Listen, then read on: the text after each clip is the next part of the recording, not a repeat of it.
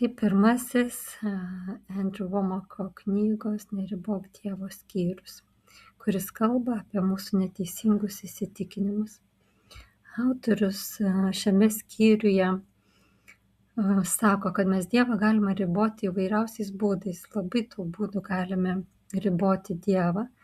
Ir daugelis turbūt iš mūsų pažįstamo, kartais ir mes patys, mes mėgstame kaltinti Dievą dėl kažkokių tai dalykų, kurie atsirado mūsų gyvenime. Ir iš to netgi gal susikūrė tam tikros teologinės kryptis, kurios sako, kad viskas yra Dievo valia. Ir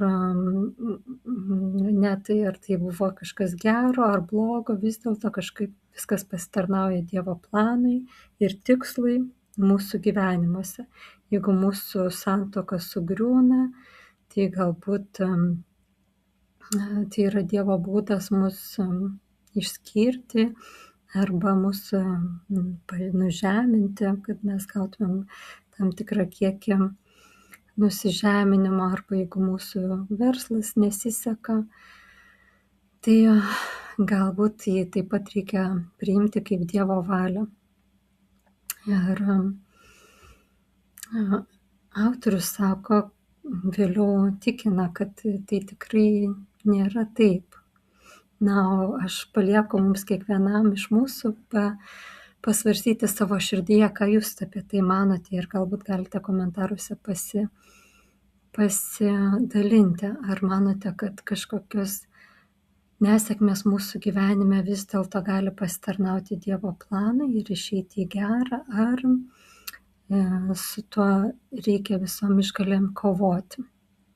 Įdomu, ką jūs apie tai manote. Taigi, ar Dievas turi išties pilną ir visišką kontrolę visame kame, kas nutinka mūsų gyvenimuose? Įdomus klausimas, ar ne?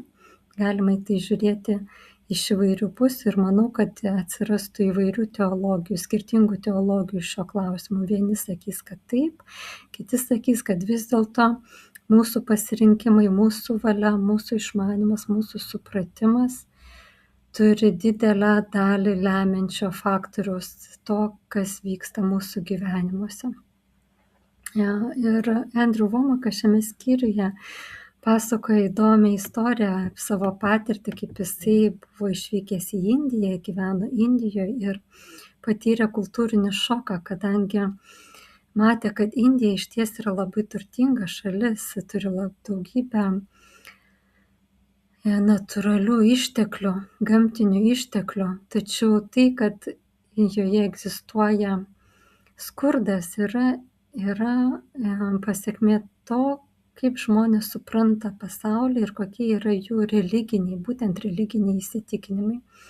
Tarkim, yra daug badaujančių žmonių Indijoje ir mėsa pagal Andrew posakį vaikšto karvės aplinkui ar ne, ir ganosi laisvai, arba net gali užeiti į kambarį didžiulis jautis. Ir jis nebus niekaip, netgi net nepastumiamas, todėl kad jų įsitikinimai, jų religiniai įsitikinimai sako, kad karvė yra šventas gyvulys, nes galbūt tai yra tavo įsikūnijusi močiutė, mirusi močiutė, kuri patyrė reinkarnaciją būtent į karvę. Ir jie nevalgo karvių, nes mano, kad karvė yra toks gyvulys, į kurį gali įsikūnyti žmogus. Tačiau valgo, tarkim, ožkas arba šunis, nes mano, kad šie gyvūnai yra kažkokios žemesnės klasės ir jos žmonės neįsikūnija. Tokie keisti įsitikinimai, ar ne, kurie suformuoja visos tautos, didžiulės tautos, kuri yra viena iš didžiausių pasaulyje, viršyje 1 milijardą žmonių žemėje.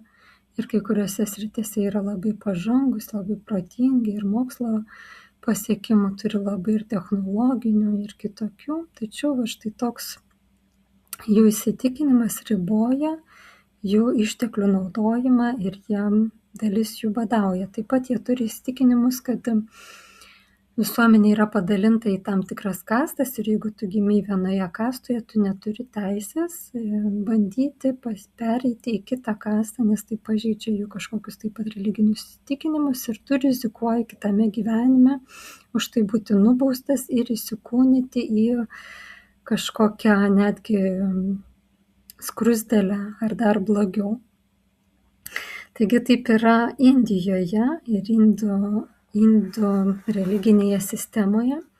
Tačiau net ir mes, jeigu pažiūrėtumėm į savo gyvenimus, greičiausiai turime tam tikrų neteisingų įsitikinimų apie pasaulį, kaip jis veikia ir netgi apie Dievą, kurie limituoja mūsų veiklos ribas, mūsų pasiekimų ribas, limituoja mus pačius.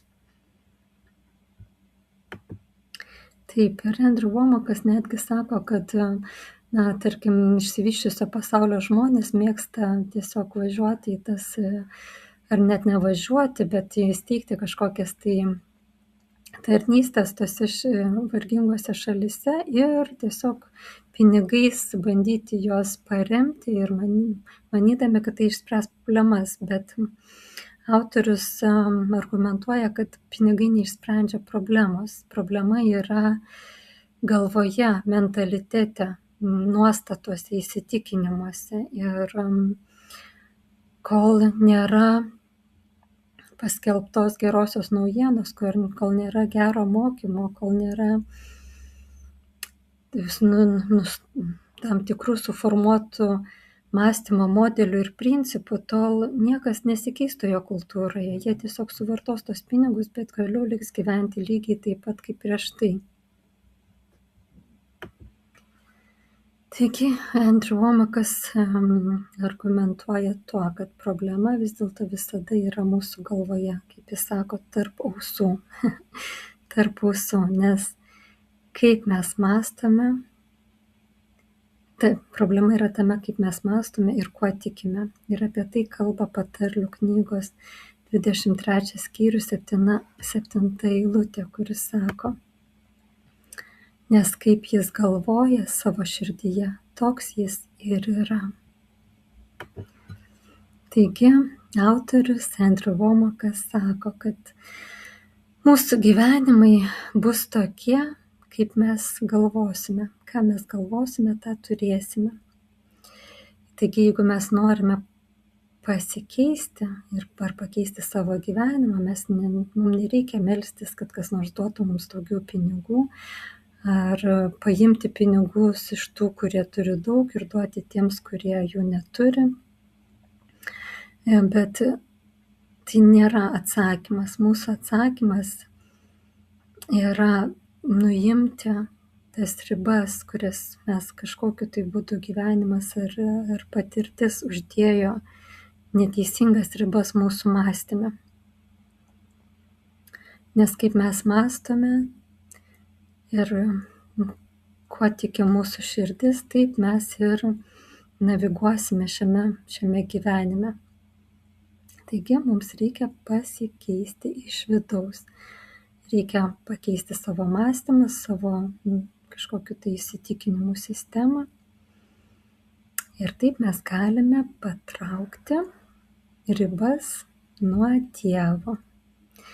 Ir Andrew Womakas čia remiasi laiško Romiečiams 12 skyriaus 2 eilute, kuri pabrėžia: ir nemėgdžiokite šio pasaulio, bet pasikeiskite, atnaujindami savo mąstymą, kad galėtumėte suvokti Dievo valią, kas gera, tinkama ir tobula.